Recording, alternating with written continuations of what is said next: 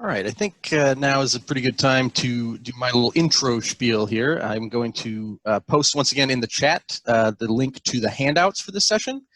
So if you guys want to take a look, that's a PDF you can download there. We are here with Lori Hoffner for the presentation Suicide Talk, a conversation to create awareness. If you guys need anything during the session, I'm Chase from CPRS. I'm in there as CPRS staff. You can send me a private chat if you need to, or just post in the chat as long as it's appropriate, as always.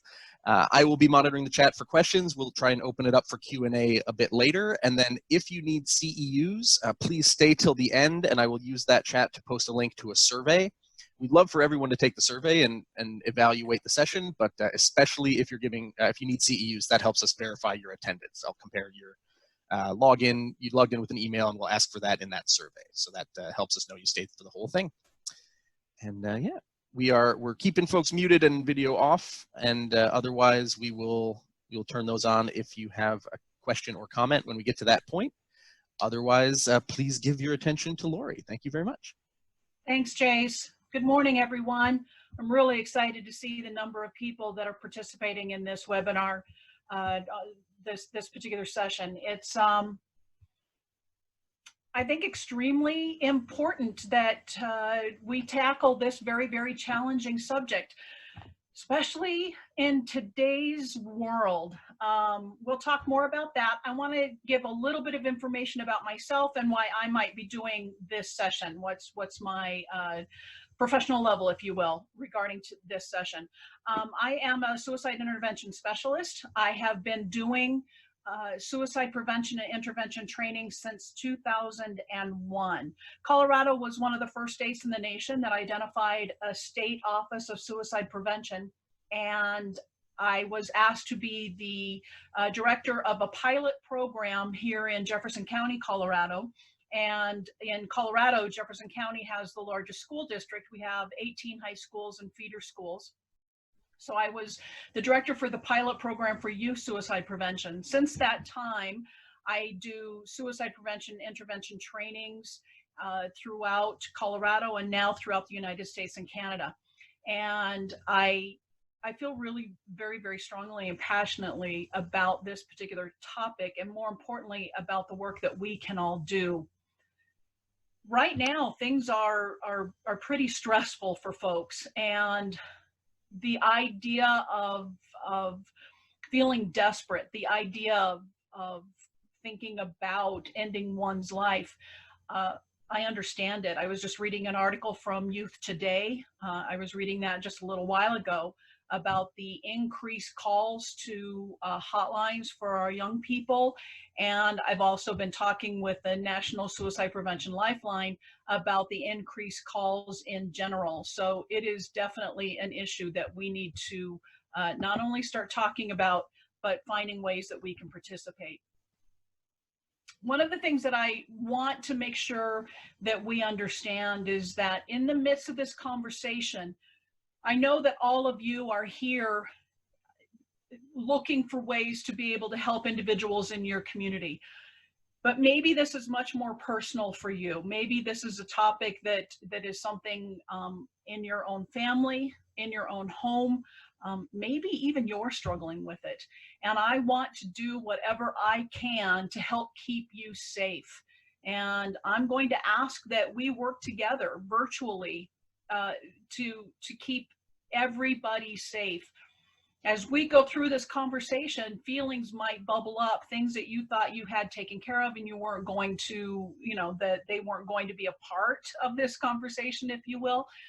But I want you to make sure that you're taking care of yourself. So one of the best ways that we can do that is, first thing is by recognizing an immediate resource that you can access. And that's the Suicide Prevention Lifeline. Now this number, 800-273-TALK, 8255. So 800-273-8255, or you can text the word TALK to 741-741. One of the things that I want to let you know about this particular number is the area code of the phone that you're calling from will dictate the state that your calls reach. So for example, you're in California now, but maybe you've recently moved there from Wisconsin and your cell phone still has a Wisconsin area code. Your call will go to the Wisconsin state lifeline services. So just let them know the state that you need. The other thing, when you call this number, there's two prompts that you get. One is for English or Spanish, and the second is for military. I'm going to be talking about some of our military numbers in just a few minutes, but what's very, very helpful is to know that there are individuals on that suicide prevention lifeline that are trained specifically for military folks.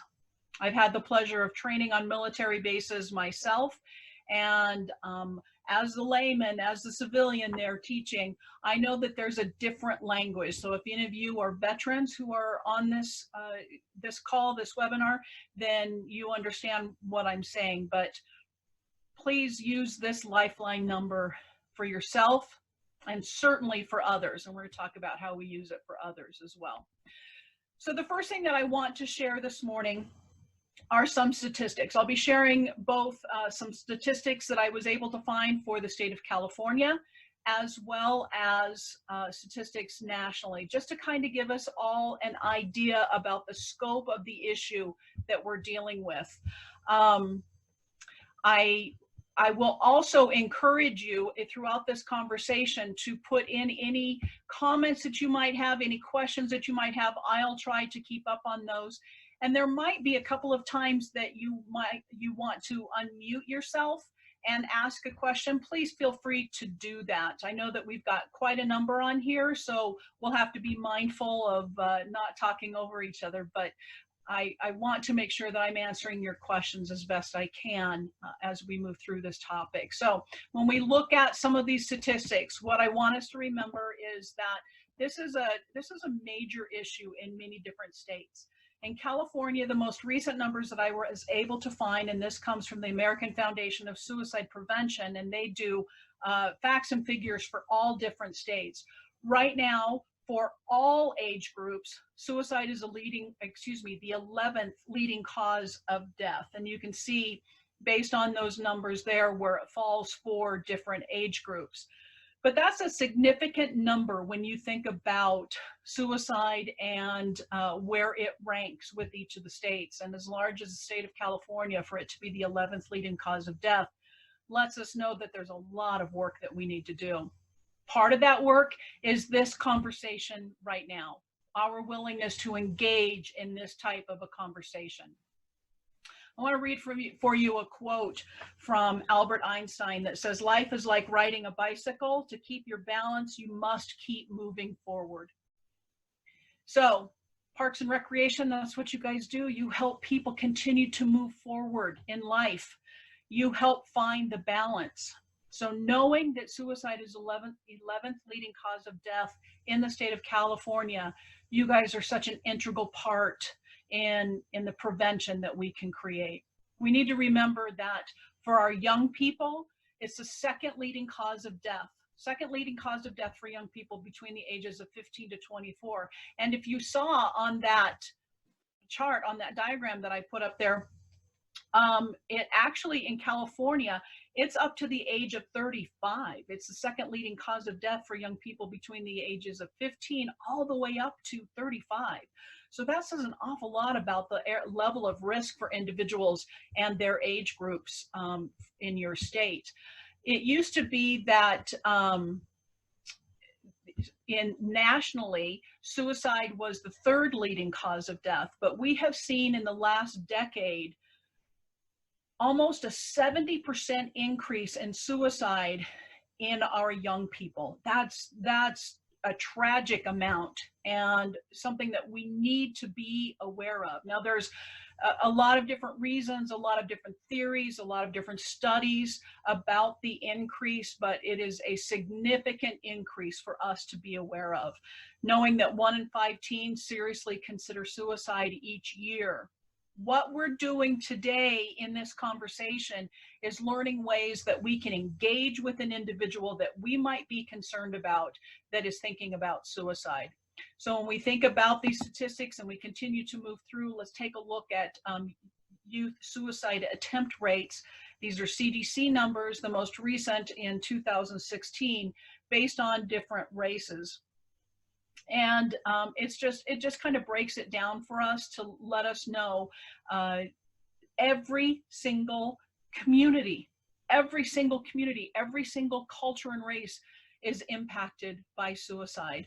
We know that there are certainly others that are at higher risk, but no community is immune. What we do know is that there are certain cultural factors that end up being more protection for individuals and certainly for young people. On the flip side though, for example, here in Colorado, we know that our Latino girls, our Latino female population, are 4 times more likely to attempt suicide than their white counterparts.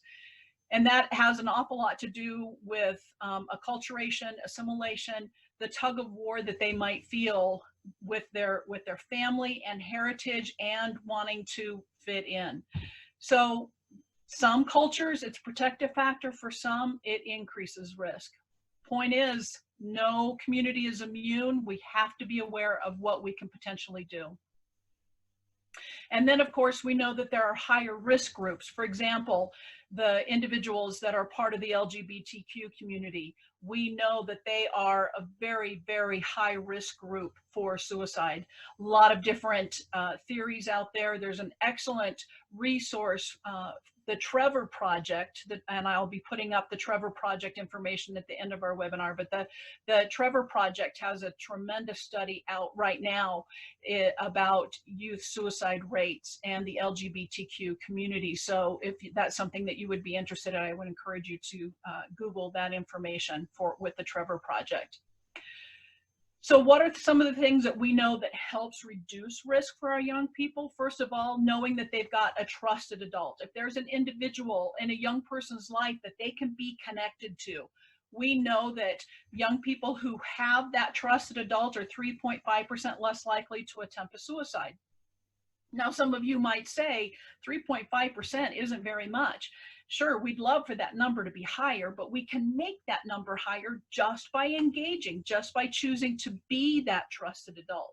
School safety. Young people who feel safe at school are 3.2% less likely to attempt suicide. Now, this is a real interesting piece because a lot of adults, a lot of professionals think that creating safety in school includes creating the safety practices. For example, active shooter drills. Unfortunately, that has the opposite effect for young people. That does not help them feel safe at school, and it increases trauma and potential risk. So school safety includes trusted adults. So you can see how these pieces really do fit together. Now, those of you who may not be participating in before and after school programs, which helps create school safety, just the extracurricular activities that you offer, that Parks and Rec departments and agencies offer throughout the state, young people who participate are 1.7% less likely to attempt suicide. So all of these factors increase safety for our young people. All of the things that you guys can offer, being that trusted adult for a young person, creating programs, whether it be in the school that re-engages or reaffirms school safety, and then certainly the programs that you offer. All of these just increase safety for our young people, those who might be thinking about suicide. Let's also talk about the adult rate, because all of you are dealing with all of these age groups, aren't you? Some of you might have a focus of youth, some of you might have a focus of seniors, but you're coming into contact with everybody. So let's take a look at some of the numbers. These are national numbers for all age groups. One of the things that we know is that the white male population is one of our highest risk groups, and in particular, white male 65 and older. So I'm going to ask you a question, and if you would please put it into your chat box. What do you think is a reason that white males 65 and older would be one of our highest risk groups for suicide? So again, just put it in your chat box. What are some of your thoughts about why that particular age group would be higher risk? Cynthia, thank you so much. The job loss of family, financial stress, social isolation, all of these. Yeah, you guys are right on. So as I mentioned earlier, the loss of a sense of purpose. God, you guys have got it. You understand that. So let's make the correlation between what it is that you guys offer and how you can create safety for this particular age group. So a third of my world, a third of my professional world is this topic, is suicide prevention and intervention. The other 2/3 part of my world, for any of you who have participated in my sessions at CPRS, I do a lot of multi-generational workshops, and I do a lot of generational studies. The individuals, the men that are 65 and older, are part of that baby boomer generation, and that baby boomer generation and their need to provide, their need to have purpose and meaning usually comes from work. And when they retire, or goodness, in situations like we have in our world right now where they're forced to have to stop working, their sense of purpose. I love, Gretchen, that you talk about that ego dependent on work. That's exactly right. That need to provide, when that is taken away, that sense of purpose goes away as well. We also know that females, that when most females are likely to create social groups. Unfortunately, men of an older age do not. So when they have the loss of a spouse, that social connection that the female person in their life usually provided for them, that's taken away as well. So that's another reason that you can make a difference, that Parks and Recreation makes a difference for our seniors. You can talk about what an individual did in their employment. You can help make those connections. You can reduce isolation, and ultimately you increase safety. So I just want you to understand and recognize the power that you have to increase safety for individuals because of what you offer. The challenge is right now in our world and how that seems to be taken away. So any opportunity that we have to engage in conversation with an individual, to interact with an individual, certainly with our seniors, is so important.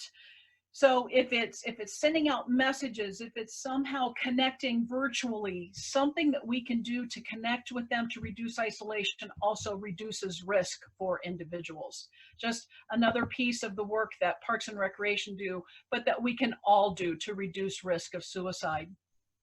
It's interesting when we look at overall numbers across all age groups, white males are 7 out of 10 suicides. They account for the majority. So we need to think about ways that we can engage our young men, our senior adult men, whatever it might be, ways that we can connect with them and recognize that they are one of our highest risk groups and how we can potentially create safety for them.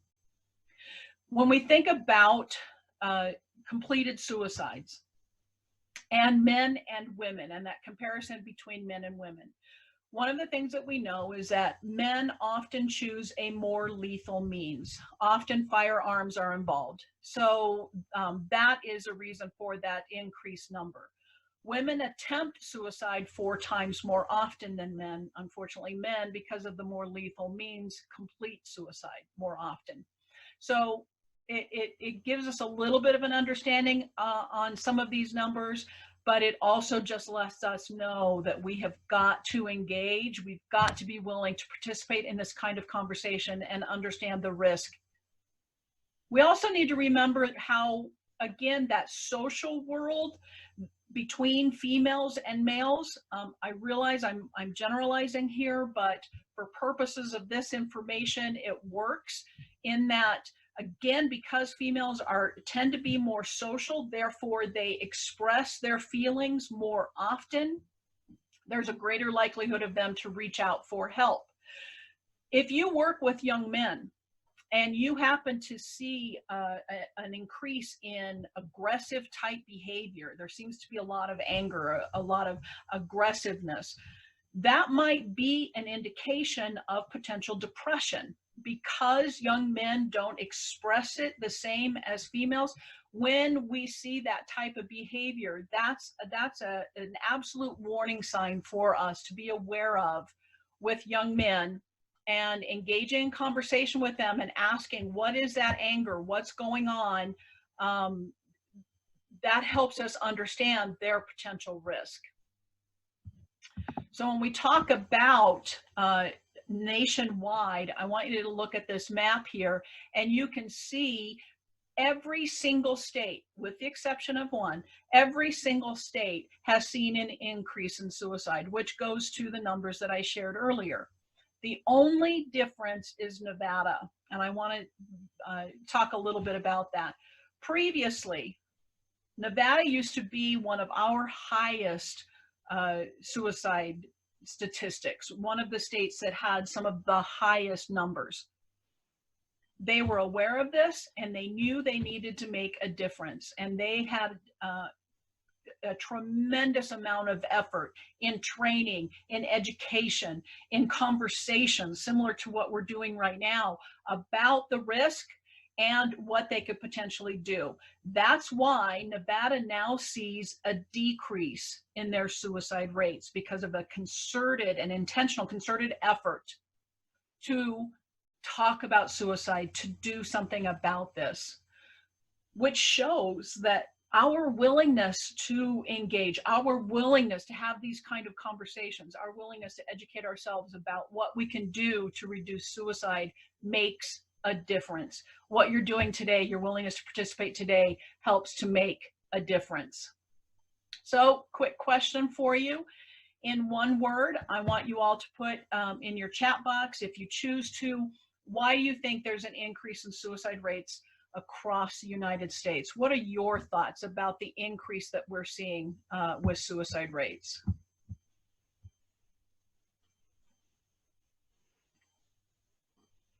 So I'm definitely seeing the financial, the social media,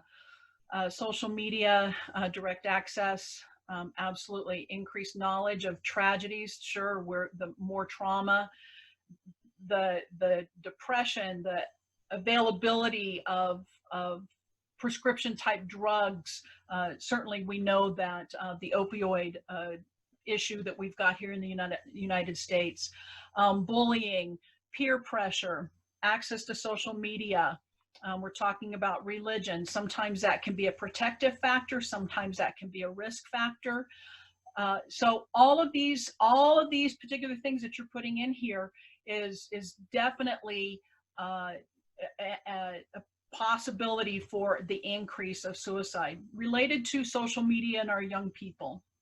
This need for perfection that the social media world puts out there, the number of likes, how perfect our world looks, our life looks in social media. A lot of studies are being done about how that is increasing potential risk for our young people. Also in social media, and many of you put in there, bullying. We know that because there is the anonymity behind a screen, if you will, whether it be our computer screen, our phone screens, and the things that people are willing to say to another individual because of that anonymity behind a screen, that bullying that is taking place, definite increase of anxiety, an increase in stress, and we're seeing an increase in numbers for suicide as well related to that bullying. Certainly the financial issues. Here in Colorado, in 2008 to approximately 2012, we saw a tremendous increase in suicides in adults. And that was during the economic challenges that we had here in the United States. Unfortunately, because of what we're experiencing now, you know, there's an awful lot of speculation about how quickly we're going to recover financially from the COVID-19 pandemic that we're seeing. But regardless, there's going to be financial stress on people, and especially adults. So our awareness, our willingness to have these kind of conversations makes all the difference.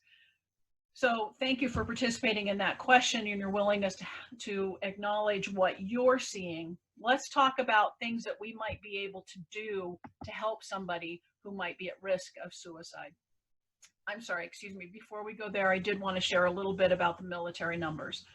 Military, the numbers that I've been sharing so far are CDC numbers, Center for Disease Control numbers, and they are completely separate from military. Military keeps their own numbers. And so when you start adding in the military numbers, you can see just how big this problem is. First of all, in California, there are 30 different active military bases throughout all of the military branches. And unfortunately, in today's world, there are 22 suicides daily committed by both active and veteran individuals. A younger veteran is 3 times more likely to complete suicide, an active or a veteran under the age of 30. So just those numbers in the military are staggering. Think about how that impacts families that you deal with every single day. Think about how that impacts young people.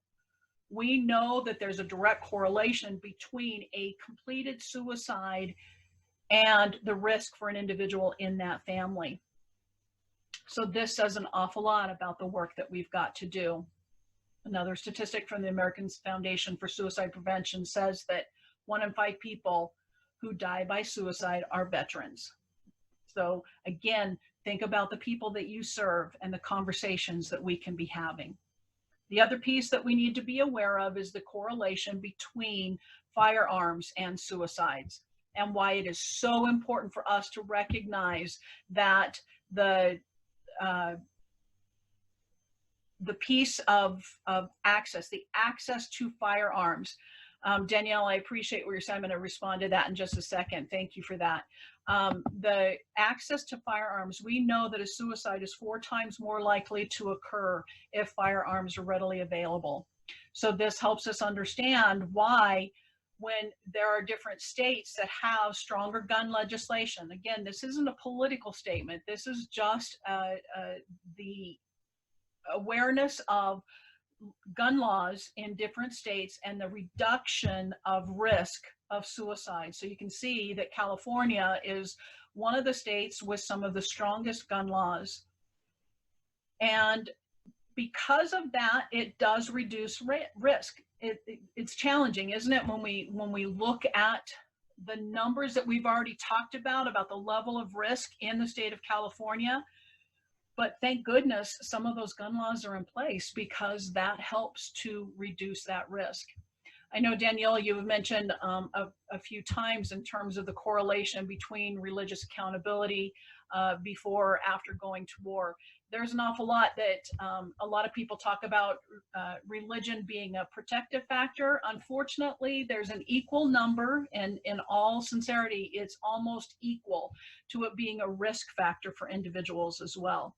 We do know that one of the things that we can do to reduce risk is our connection. So if that connection happens within a faith-based organization, fantastic, but we can have it with or without a faith-based organization. What we know is that those religions that are willing to talk about suicide are willing to, it helps to reduce it. But there's also a fear associated with it as well.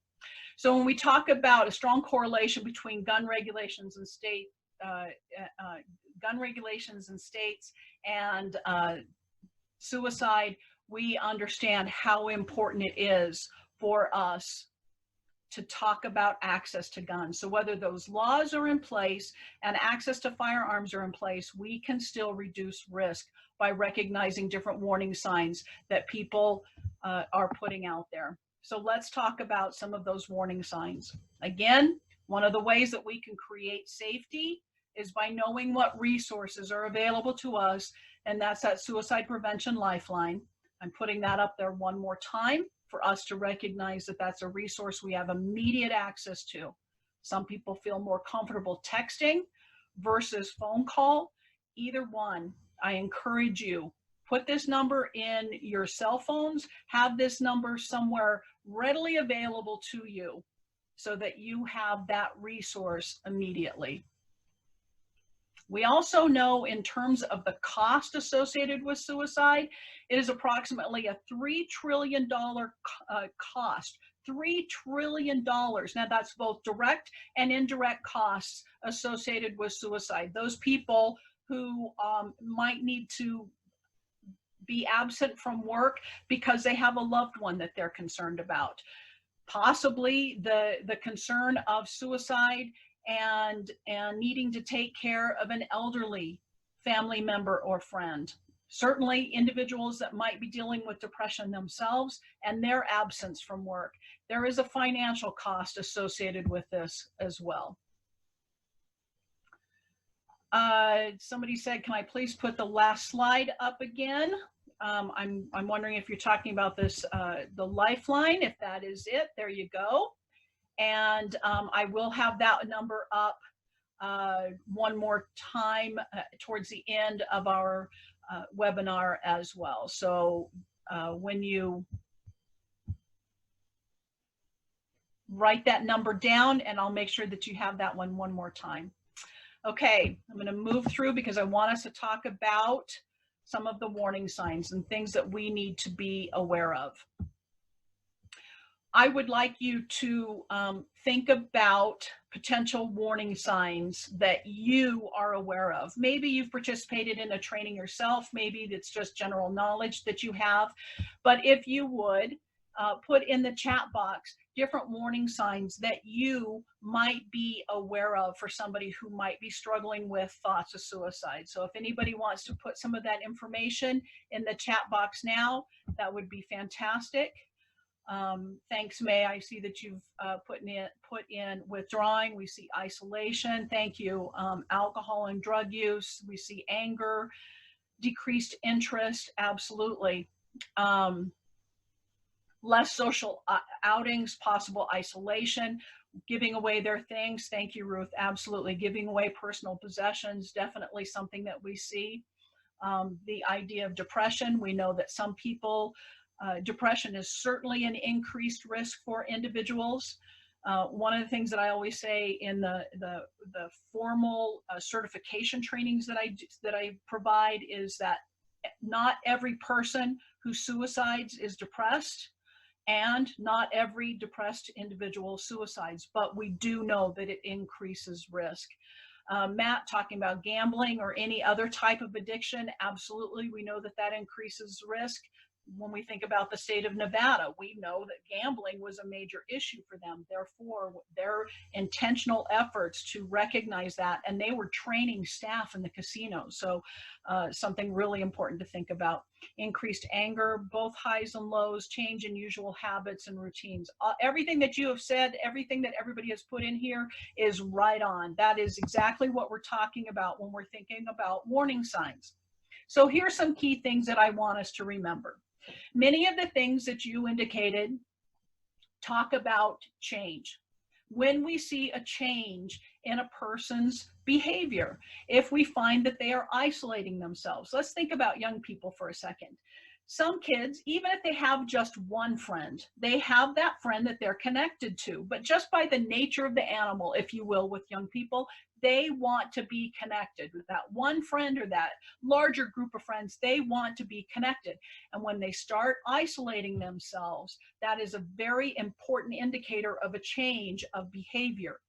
If we see people withdrawing, older adults being isolated, that's extremely important for us. A change in their eating habits, a change in sleep, more sleep, less sleep. The key word here is change. Some of you mentioned that they're giving away of possessions. That is a change. Maybe somebody starts kind of wrapping up loose ends, if you will. It kind of seems like they're finalizing different things. The thing that we can do, our awareness, the thing that we can do is ask about that. Ask about what's behind what's going on. I know that that baseball card collection of yours is extremely important. I know how long you've worked on collecting that. And now you're giving it away to different people. Help me understand what's behind that. Help me understand the reason. Or I see that you're withdrawing. I know that you were actively involved in our weekly card games. You know, we'd get together and we'd play gin rummy, and now we're not seeing you as much. What's going on? Why are you withdrawing from friends and family? It's okay for us to ask these questions. The other thing that we can ask about or be aware of is if there is loss. If we are aware of loss. Now, many of you indicated financial. We know that financial and the loss of financial security can be a major stressor for individuals. Maybe it is the loss of relationship. Maybe it's the loss of a pet. We talked about bullying earlier. Bullying is a loss of personal power, a loss of a sense of self-worth. So another key word, we talked about the key word of change. Another key word is loss. We might hear individuals talk about their feelings. We might hear them expressing how they see themselves in the world, if you will. And in that talk, we get a sense of hopelessness. That's another key word for us, is hopelessness. When we sense those feelings from individuals, that they are a burden. We might hear talk from people that seems to have an end focus, that is talking about shame, that personal feeling of shame. So when we have that end focus, that shame type of conversation, certainly a death focus, that is a major warning sign for us, a major key point. And then we need to be aware of individuals' life situations. So if there is abuse, if we're aware of abuse, if we're aware of those losses in a person's life, financial, relationship, whatever it is that they define, those are things for us to check in with and understand more about. So this really engages so many of our senses. What we see in terms of actions, what changes are we possibly aware of? What we hear in terms of talk from individuals, how we're sensing feelings from them, those feelings of hopelessness. And then certainly what we learn from them, what we learn about possible increase of drug or alcohol use. Maybe we also learn of a suicide that has taken place in their family, or maybe their risk of suicide. We know that individuals that have attempted suicide in the past, their risk is increased considerably. Now, there in the state of California, there's an individual by the name of Kevin Hines, and maybe you have seen his documentary. He is one of the few individuals that survived jumping off of the Golden Gate Bridge.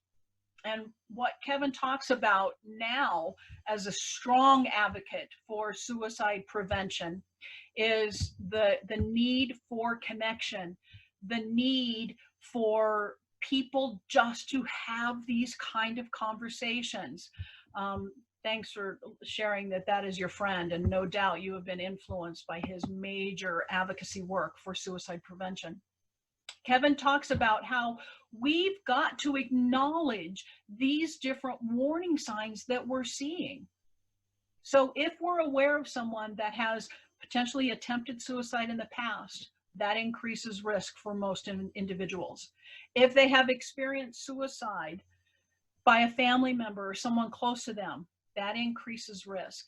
And in terms of the youth population, one of the things for us to be aware of is that when there is a completed suicide in a youth-based organization, in a school, in any type of, say, youth sporting events, youth sporting organizations, anything that there is a collection of young people. If there is a completed suicide, there is increased risk. Our youth population is one of the only demographics that we have what we call the contagion effect. Now, the other demographic is cult behavior, and that's a very, very different study.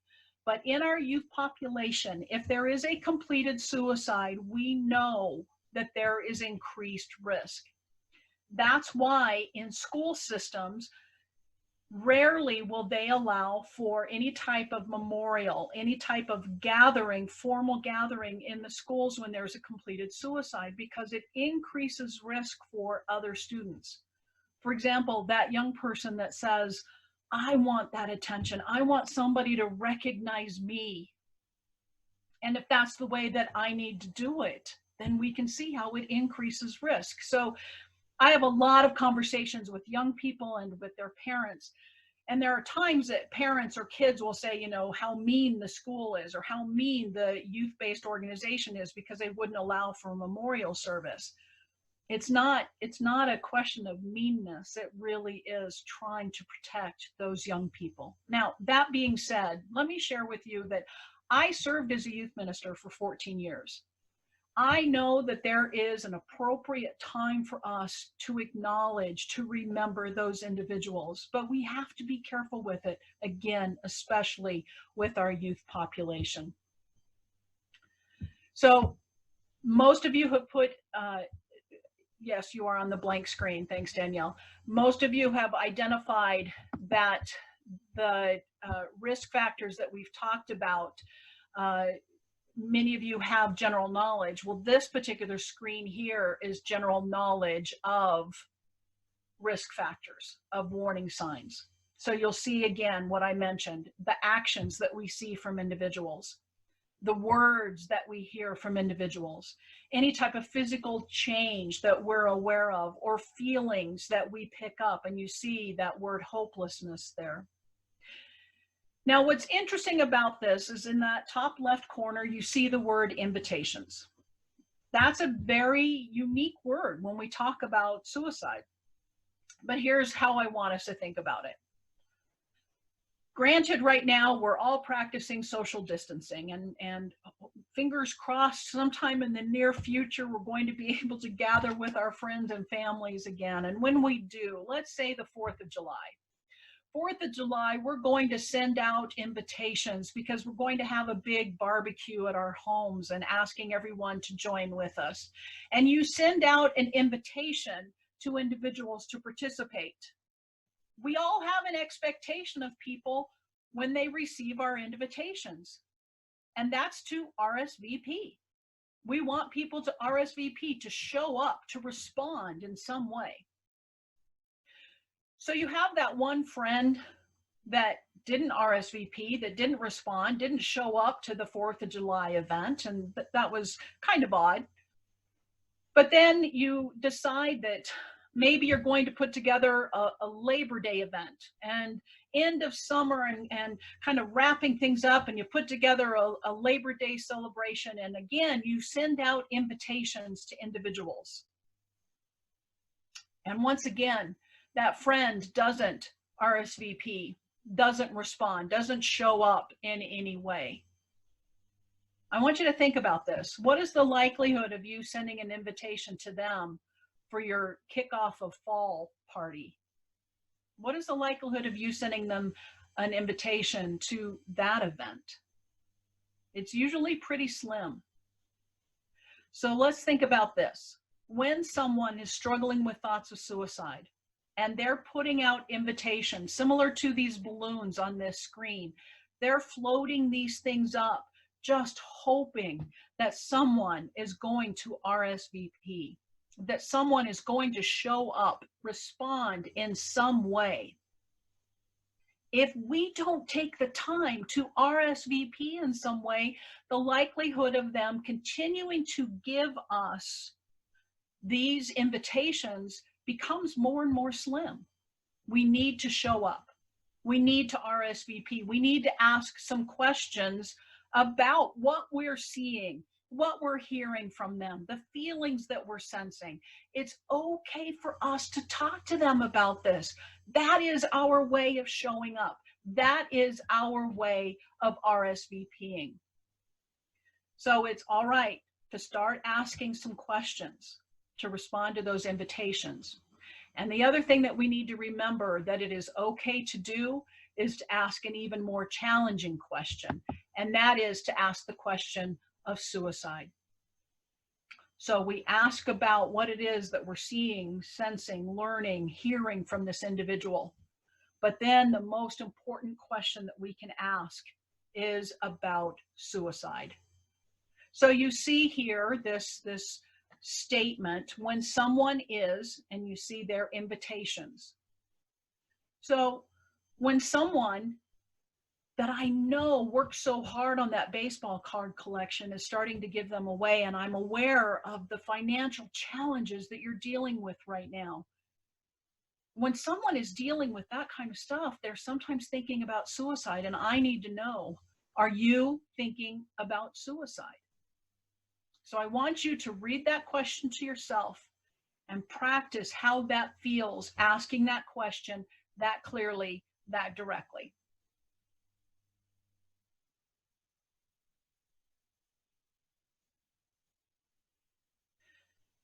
And after you've read that question to yourself, I'm going to ask you again in the chat box, tell me your thoughts. How does it feel asking that question?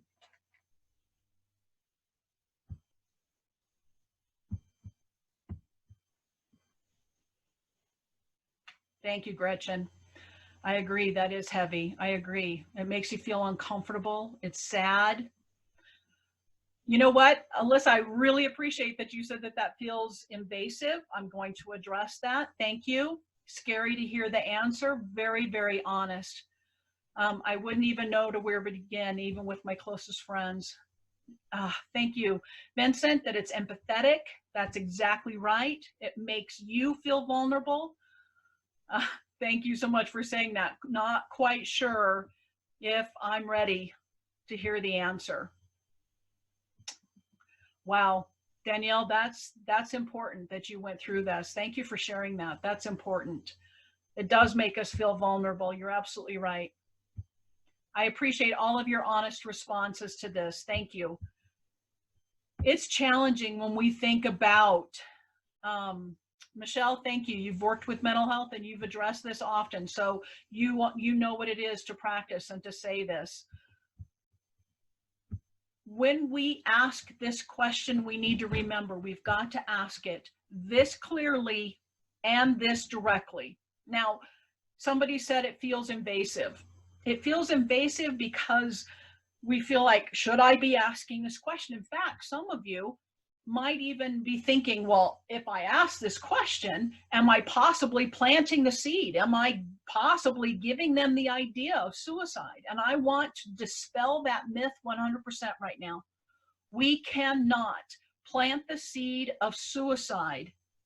If somebody is thinking about it, us asking this question reduces risk, but it does not plant the seed. There's a lot of studies out there right now that says asking this question can reduce risk anywhere from 50 to 80%. So Danielle, you had even indicated that there really were no signs, some of the warning signs that we talked about, and yet you were willing to ask this question. That's when we have to trust our gut. We have to understand that there's a reason that we're asking this question. It's not just coming out of the blue. And as invasive as we think that it might feel, let's remember what it's saying to that individual. It's saying, I'm showing up. I'm RSVPing. I'm responding. So we recognize that when we're willing to ask this question, this clearly and this directly, we are reducing risk. Now, there's some other questions that I'm going to ask you to respond to, but I want you to think about how you would clearly and directly ask this question. Are you thinking about suicide? Are you thinking of killing yourself? Are you thinking of taking your life? These are the ways that we ask this question. Now, some might say, well, can I ask, are you thinking of hurting yourself? Two things I want to say about that. First of all, what we know about an individual who is struggling with thoughts of suicide, rarely, very rarely does an individual genuinely want their life to end. They want the pain to end. So these thoughts, these feelings that they're having about suicide are directly related to the pain that they're dealing with in their life. That's why we have to ask this question without judgment. Oh, you know what? If I was going through that, here's what I would do. We don't need to offer unsolicited advice. We don't need to ask, well, you're not thinking about doing something silly, are you? I realize that sounds almost absurd, and yet the number of times that I've heard people use that language. We ask it clearly and directly, letting them know, I see you, I'm RSVPing, I'm showing up. This isn't something that is happening just out of the blue. There is some reason that we're asking this. Another training colleague of mine in the suicide prevention world talks about the brain niggle, if you will, or the spidey sense. That's where it's coming from. Now, one of the questions on here, Desiree is asking, can we ask if they have a plan? That's an important question to ask, but I'm going to share that when we start connecting to our other resources, if by chance you don't ask about a plan, please know that these other resources will. You asking about the plan just gets more information. It might give you more information about the level of risk that this individual is at. But here's what I want us to remember. We are trying to create safety for now. Asking this question reduces risk, and it helps move us forward to start connecting to different resources. So asking if they have a plan, sure, that's important. The most important question that we can ask is this one in terms of suicide, knowing that our resources will get more information from the individual. So again, I want you to practice asking this question in your own mind. Fill in the invitations however you see fit. Just practice asking this question.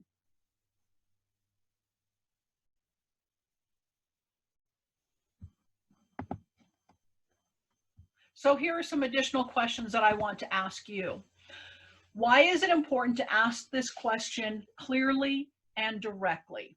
You can put in your chat box. I'm going to continue to share some of the information about that. Why is it important to ask this question clearly and directly? First of all, let's remember something. Clearly and directly is permission giving. Exactly, Cynthia. We avoid confusion. When we ask questions clearly and directly, we avoid confusion. So someone understands what we're asking. That's exactly right. But when we ask a question clearly and directly, it is saying to that individual, I want you to respond back to me clearly and directly. And if they don't, if they kind of hedge around the question, that maybe lets me know I need to stick with this. I need to find out more information, and I need to come back to this question. We can say to them, you know what, you're not answering me clearly, but here's what I'm seeing. There are reasons that we're asking this question. We use those invitations and explain, look, here's why I'm asking this question. I love that you said that we're naming it. That's exactly right. You know, many of you stated, boy, this is scary. I don't know if this makes me feel vulnerable. But when we ask the question this clearly and this directly, it says to them, I'm willing to go there. I'm willing to talk about this. I'm RSVPing. I'm showing up. That's right. It lets that person know I'm seeing some changes here. I'm seeing some things that are making me concerned. So another question that I have for you is what might happen if we don't ask clearly and directly? Certainly the opposite of what we've been talking about. One, if we don't ask the question clearly and directly, that person might be thinking, sorry to go Jack Nicholson on us, but you can't handle the truth. So if you're not going to ask clearly and directly, they're going to hedge the question as well. So we've got to be clear and direct with it. Another thing that happens if we don't ask the question clearly and directly, thank you, that's exactly right, that maybe we don't care, that we're questioning that. It also might say, you know what, this isn't that important. In fact, often what I hear from individuals is that if somebody is talking about suicide, or if they're putting out all of these invitations, well, they're not that serious about it. Again, as I mentioned in my work of youth ministry, I had a group of young ladies that I worked with that my language threw out the suicide card quite often. And I told them, look, every single time I'm concerned about suicide based on your language, based on your actions, I'm going to be responding this way. I'm going to be asking about suicide. I'm going to be accessing resources. I'm going to be providing intervention. If it's not suicide, let's use different language. Life sucks. You're unhappy. You're angry. Let's talk about that. Because if that language of suicide is implied, I will always be responding this way. This gives us an opportunity to, again, be clear and direct, name what it is that we're seeing. And then finally, why do you think it's important for us as the caring individual to be the ones who's asking this question? Why is it important for us to be the one to ask this question? Let's see what some of you are thinking about in that response. Why is it important for us as that caring individual? Right, that we have the patience to listen. I love it, Vincent, very nice. If not you, then who? Right on. To show that they matter, to gain trust, the relationship, to let them know that, again, that we see them, we hear them, that we care. That's exactly right, that we care. Digging into the real issue, you know, when we ask this question this clearly and directly, we're naming it and we're helping them name it. Maybe they haven't even said the word out loud, that we're concerned about them, that they feel valued. Boy, that's really, really important. Thank you, Michelle. That's exactly right, that they feel valued. So we need to practice asking this question. If you need to stand in front of the mirror and ask this question, if you need to work with other colleagues and just practice asking this question so you can have those words cross your lips. I'm going to tell you the goodness, I would say the hundreds of times that I've had to ask this question. It doesn't get easy, but I understand the importance behind it. So practicing it gives me the chance to get past that potential stumbling block of allowing those words to cross my lips, but to get to the issue. I cannot plant the seed of suicide by talking about it or by asking clearly and directly. And I know that by asking this question clearly and directly, one of the things that happens is we reduce risk. All of the research points to that. We reduce risk. Now, something else for us to remember is we are trying to create safety for now. We're not trying to solve a person's problems. Even if we're close in relationship with that individual, if it's a family member, if it's a close friend, you, of course, are going to stay connected to them. But right now, we're not solving problems. We are only trying to create safety. By asking the question clearly and directly, we're creating safety. And then we're also saying, let's move forward. Let's make sure that we are finding resources. Thank you, May. I agree. Is this question different in regards to children? It really is not. We might have to describe it differently. In other words, we still want to be clear and direct. We still want to use the word suicide, but then we might want to follow it up with, what does suicide mean to you? So we can ask them, do you want to end your life? Do you want to die?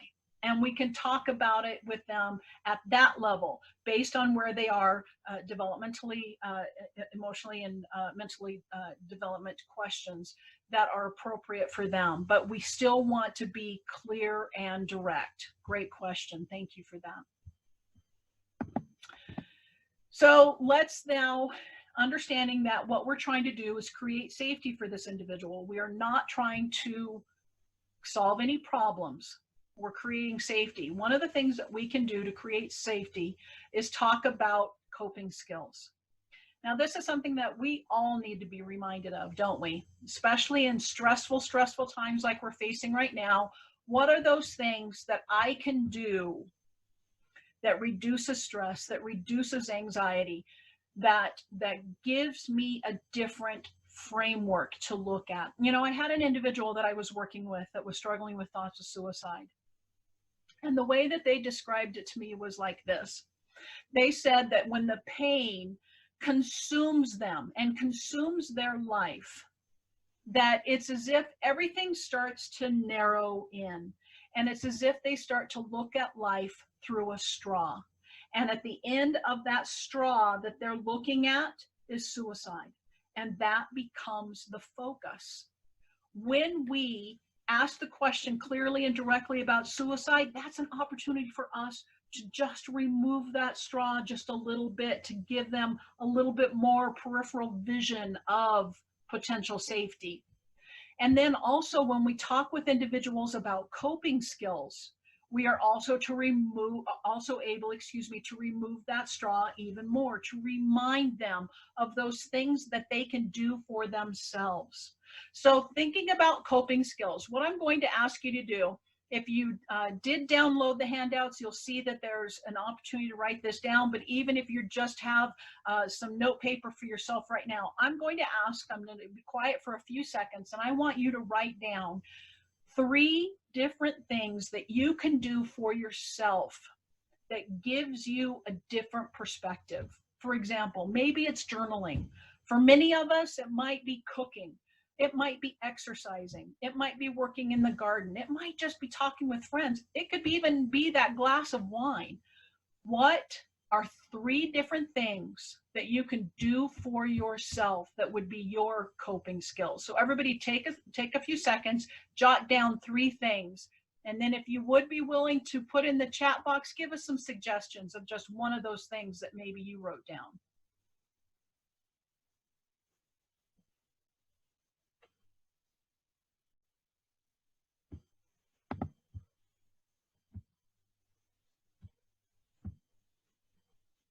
Cycling, fantastic. Walking your dog, yoga, journaling, meditation, playing with your dogs. Those pets are important, aren't they? Hiking, yard work, playing music, crying. Exactly, May, exactly.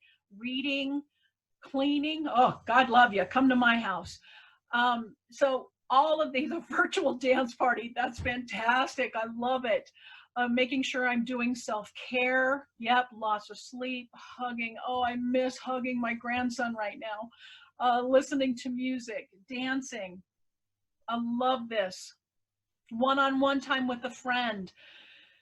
All of these are things that we can do. Movie marathons, the best. Really enjoying that right now. All of these things are what we can do to take care of ourselves. So like May said, and as I indicated, you know, that we're missing that hugging factor. That's okay. As long as we've got other things in our coping skills that we can go to. Oh, webinars. Thank you, Michelle. I like that. But the reason that I want us to talk about coping skills, imagine if you were focused on life only through a straw. If you were focused on life only through a straw, you forget what those coping skills are. So you have your list of 3 to remind yourself, but it also helps remind that other person. And we can ask them, tell me about something that you do for yourself that makes you feel good. And they might say, I can't think of anything. Well, you know what? Something that's important to me that I do is I like to cook. I like to get in there and bake cookies. That's something that helps me. Does that remind you of anything that you like to do? So we can make sure that we've got our list, not only to take care of ourselves, but to remind that individual as well. Another thing that I like is to practice are some grounding skills, some grounding exercises, excuse me. So I'm going to ask you all, if you would please do this one thing with me, because having a conversation for 75 minutes about suicide is stressful. So I'm going to ask if we can all do just one little grounding exercise. So one of the things I'm going to ask is if you would please put your right hand, take your right hand and put it on your forehead. Okay? And then I want you to put your left hand, I know I look silly on the video, play along with me. Take your left hand and put it on your stomach. And I want you to breathe in through your nose for 4 seconds, 4 counts. And then exhale through your mouth longer than 4. All right, so everybody breathe in through your nose for 4 counts. Now exhale longer than 4. Now take that left hand and move it up to your chest, over your heart area. Again, breathing in 4 counts through the nose. And out longer than 4.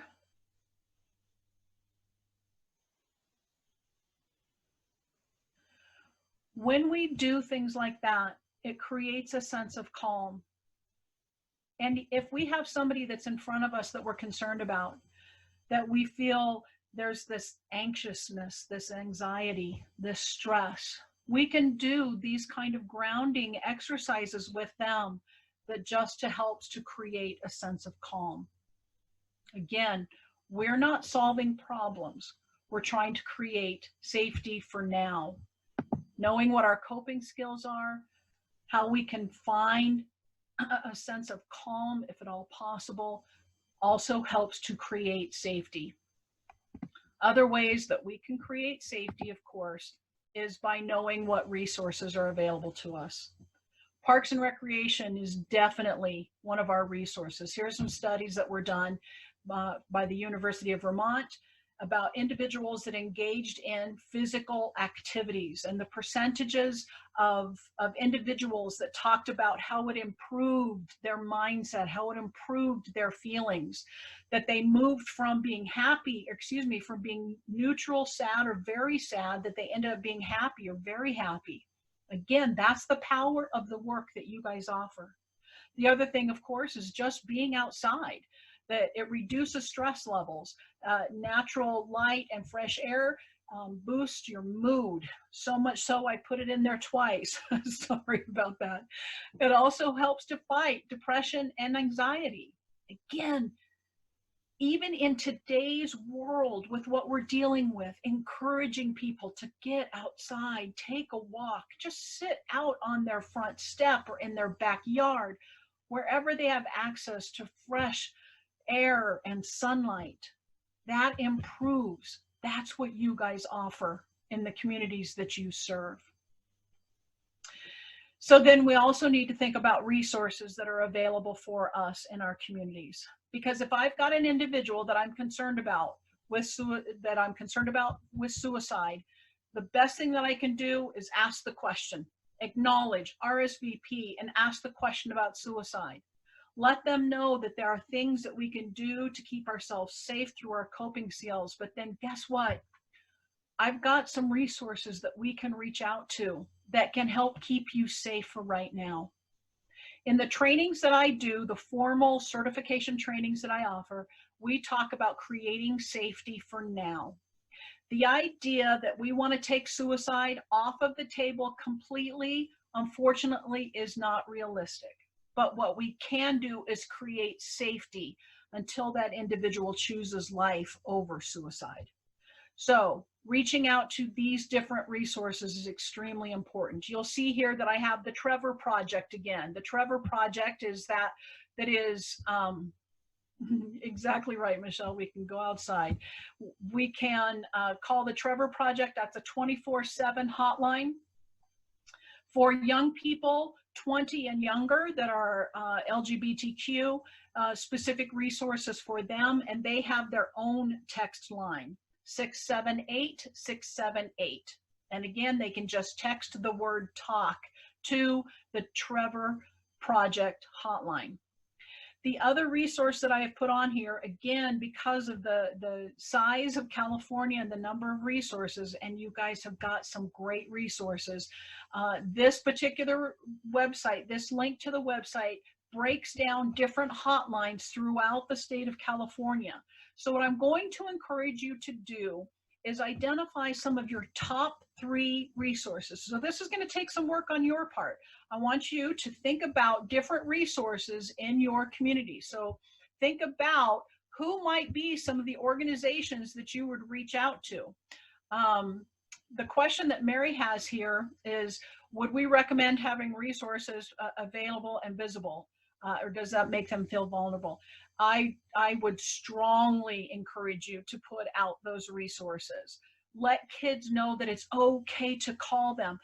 When we try to hide the information, I'm not saying that you're implying hiding, but when we think that we don't want to put it out, we don't want to make it visible, that somehow we create more vulnerability, what we do is perpetuate the stigma and the taboo related to suicide. We want them to talk about it. We want to say, I'm willing to talk to you about this. So please post the information for our young people, for our seniors as well.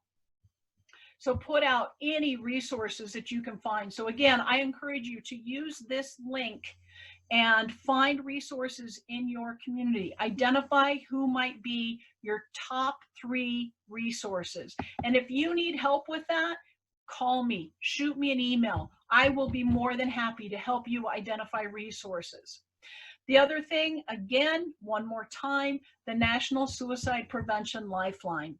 Use this number, encourage other people to use this number. You can 3-way call, you can be right there with the individual when they're making this phone call. Even if it's somebody that's not in close proximity to you, you can give them this phone call. Then you can say, I'm going to follow up with you in 30 minutes to see how that call went. It's okay for us to continue this follow-up. Again, we're not solving, we're working on safety for now. So please use the Suicide Prevention Lifeline and identify other resources in your community. School counselor, Patrick, you're absolutely right. So here's what I'm going to say about school counselors or any other potential resources that you're thinking about. I always say, kick the tires. Similar to what we might do when we're buying a car, kick the tires. If I want a school counselor as a potential resource, I need to have a conversation with them and find out if they are equipped. Have they gone through suicide prevention or intervention training of some sort? I would call the Suicide Prevention Lifeline and say, you know what? I participated in this webinar. This number was given to us. What happens if I call you? What does that sound like? Text the number, call the Trevor hotline, any of the resources, try them out before you actually have to use them so that you feel more comfortable and confident in what that resource can do and what they might be able to offer. Thank you. Michelle is talking about the Neil Patrick Harris videos on YouTube about It Gets Better. Access all resources. That might be a coping skill that you would be able to provide for someone. Here's a great YouTube video that I want you to watch while we're also looking at some other resources to help keep you safe.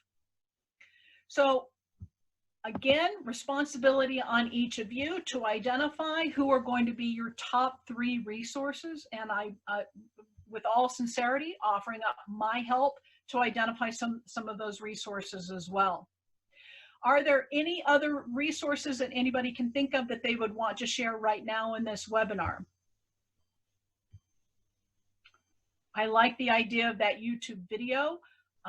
There's a lot of great resources for us virtually through internet. Actively seek those out. The other thing that I want to make sure that that I'm answering any questions, any additional questions that anyone might have. Maria, thank you for that. Thank you. Employee EAP, exactly. Use those resources, employee EAP programs. So if it's colleagues, if it's somebody else in another industry, please encourage them to seek out those employee EAP programs as well. Podcasts about meditations, fantastic. I love this. Thank you, everybody. The mental health centers. You know, and I know there was conversation about faith communities earlier. Maybe that's a resource. Kick the tires. Find out how open that faith community is to the topic of suicide and their ability to help somebody who's at risk. And when I say their ability to help, what I mean is, do they have individuals that are trained in suicide intervention? Not only the faith component, but suicide prevention as well. Thank you. You guys have got some great ideas here. Any other thoughts, questions, comments that I might be able to answer before we wrap up here? Headspace. I love Headspace. Thank you. You're right. That's a great one. The Suicide Prevention Lifeline resource for social media process. Okay, fantastic. Thank you for that. Maria, thank you. I appreciate that. Thank you. If you think of a question after we're done, again, don't hesitate to shoot me an email. I'll be happy to answer. Could I please explain how gun regulations relate to the rate of suicide? So there's a direct correlation between access to firearms and suicide, that suicide is 4 times more likely to happen when there's immediate access to firearms. So gun regulations, as far as, for example, gun safety, that there's legislation about if there are guns in the home, the mandatory lockup, that there is some type of storage related to it. So there's a lot of different ways that gun legislation can help. All right, final thing that I want to share here is the suicide prevention trainings that I have mentioned through Living Works. It's the Assist to Suicide, which is a 2-day comprehensive intervention training, and Safe Talk, which is an alertness training. Both of these are certification trainings. If you want information about who provides those in your communities, I'm more than happy to help with that. Again, don't hesitate to shoot me an email. Final thought here. I know we've run over time. Final thought, I just want you to think about this. If the room was completely dark and you're looking at life only through that straw, I want you to think about yourself as the light at the end of the tunnel. Your willingness to have this conversation, your willingness to engage with somebody who might be at risk. You are the light at the end of that tunnel. Be willing to talk about suicide. Be willing to engage in conversation with somebody that you're concerned about. Be willing to RSVP. Thank you, everybody. Thank you so much for this conversation, your willingness to participate, and most importantly, your willingness to recognize the risk of suicide and what you can do about it. Thank you. Thanks a lot. All right. Thank you very much, everyone. This is Chase from CPRS, last minute record keeping issue. If you would like to take the evaluation, let us know what you think. I posted that link in the chat. I'll post it again before I head out. And if you do want CEUs, we do need you to complete that evaluation so we can compare that you were here at the end to when you signed up at the beginning. So anything else, you can email me. It's Chase, like the bank, CHASE, @cprs.org. And once again, big hand to Lori. Thank you very much for this difficult topic. And we will see you all at the next Learn from Home series. Thank you very much.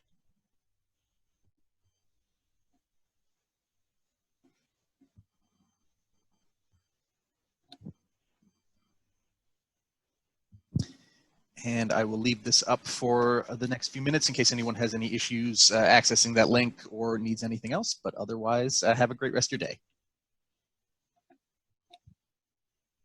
Thank you, Chase. I appreciate all the work you guys are doing. Thanks a lot. Yeah, no problem. Thank you, Lori.